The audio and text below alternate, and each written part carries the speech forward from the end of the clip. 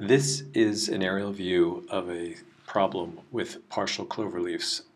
The one shown here is at Hillsdale Boulevard, the northbound exit from 101.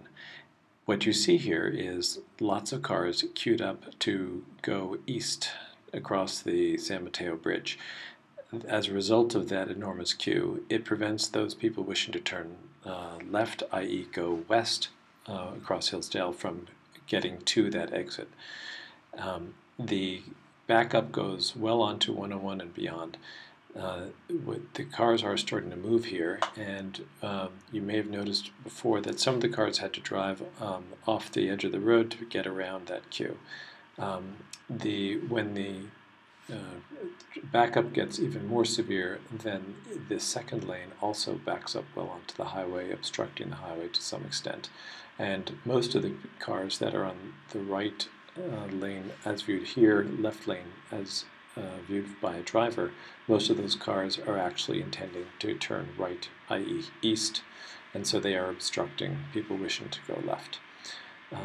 This is one of the main problems of partial cloverleafs when when there's this tremendous traffic asymmetry, and if there were a good solution for this, then Caltrans should implement that here before we can believe that this will be solved when they build the new interchange at Willow and 101.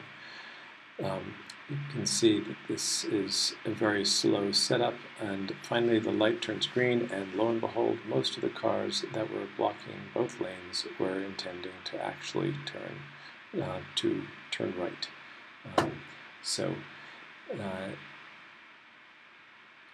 This phenomena, since it lacks a name, I think that the best one for it is hogging, and the idea of giving it a name is so that one can describe it in a few words, the way gridlock describes the dysfunction associated with people going into an intersection when they can't clear it.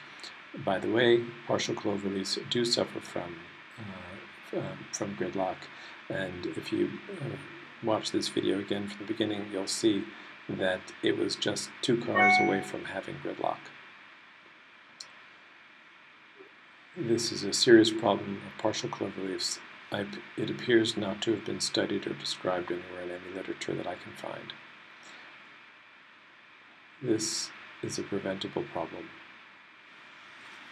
Thank you.